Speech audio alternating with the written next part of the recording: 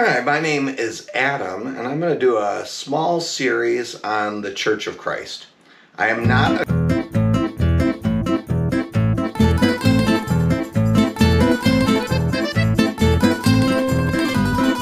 Church of Christ. I am not a Church of Christ member, so I'm going to be talking about the Church of Christ from an outsider's point of view. And I'm going to try really hard to be non-judgmental, and I might have some pushback on some of the beliefs of the Church of Christ, but I hope it is in a fair way that I present these things. Part of the reason I'm choosing to start the series with the Church of Christ is because I married a woman who is in the Church of Christ. I've been attending Church of Christ services for almost 20 years, in addition to my Catholic services. And I participate as much as I feel comfortable with. I've gone to Bible studies with Church of Christ. As a matter of fact, I have friends who are members of the Church of Christ, and we're going to a church barbecue this evening, for example. So I have no issue with the people. I find them very polite, friendly, respectful, and I hope this conversation is seen that way, as polite, friendly, and respectful.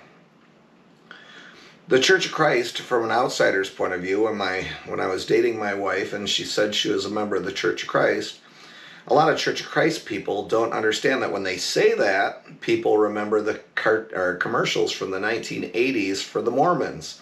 And it was the Church of Jesus Christ, Latter-day Saints. And the first question is she a Mormon? And I figured out soon thereafter that she was not, and Church of Christ was its own thing. And I started reading up on it when we were dating, and she's a good, faithful woman, and she takes her faith seriously. We both had that as a criteria, that we didn't want to marry someone who didn't love God and take their love of God seriously. And she was raised Catholic and is no longer attending Catholic services. So it's definitely an interesting perspective that I have. The first thing, I suppose, is a little background on the Church of Christ. The Church of Christ seeks to, and this is going to be a quick flyover, they seek to restore first century Christianity. That's the whole operating system for the Church of Christ, to restore first century Christianity. And the original founders, they were talking in the 1800s, Alexander Campbell and his father, Barton Stone and several others. There was a belief in a mass apostasy, whereas the church fell away completely from the teaching of Christ, and it was en masse. So they recognized that by the time that, much earlier than other Protestant groups might say, and never call a Church of Christ person a Protestant, they object to that term. They protest it, ironically.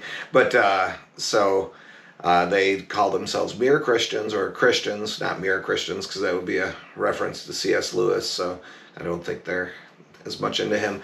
But the mass apostasy is big in their whole background. On top of that, they say that their whole source of the knowledge of this first century church is the Scripture, and the Scripture as in the 66 book canon. And many older Church of Christ prefer the King James, and some prefer the New King James, although there is no doctrine that says which version.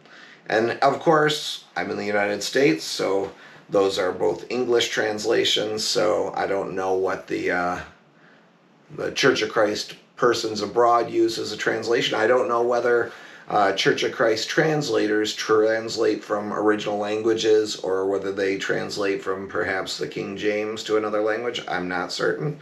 That would be an interesting thing to post in the comments to help me understand a little better. So on top of that, their interpretation of that first century Christianity has what for the time and amongst the people, now we're talking in the Midwest, Northern South, when it first originated, the original founders were from the Presbyterian Church, and one of the big differences was the role of baptism.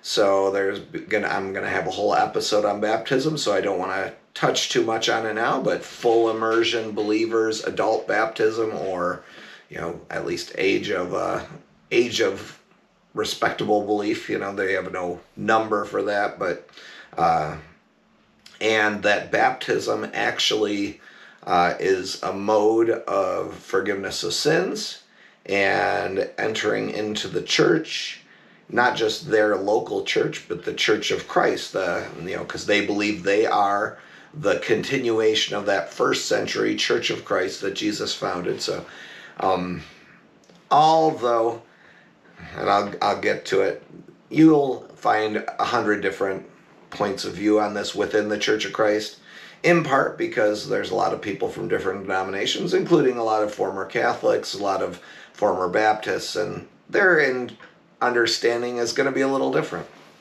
But for the most part, that's the old, I don't want to say old-fashioned, but more conservative point of view, that they are the continuation of Jesus's one church. All right, so one thing to consider is that the Church of Christ has no creeds. So trying to decipher particular doctrines can be tricky. There are not many particular doctrines. They would say, well, our doctrine is the Bible. And within that wiggle room, people are allowed a lot of free musings on interpretation. So within a Church of Christ, you could have one person who believes that Jesus is truly present in communion, and another person who thinks Jesus is not at all present and communion is just a symbol. So those can both be found within the same Church of Christ. And you also different social views, like the role of birth control, for example. There might be some Church of Christ members who have a problem with it, although I would say that I have found that to be a very minority opinion. And same with abortion. Some Church of Christ people are very pro-choice and some are very pro-life.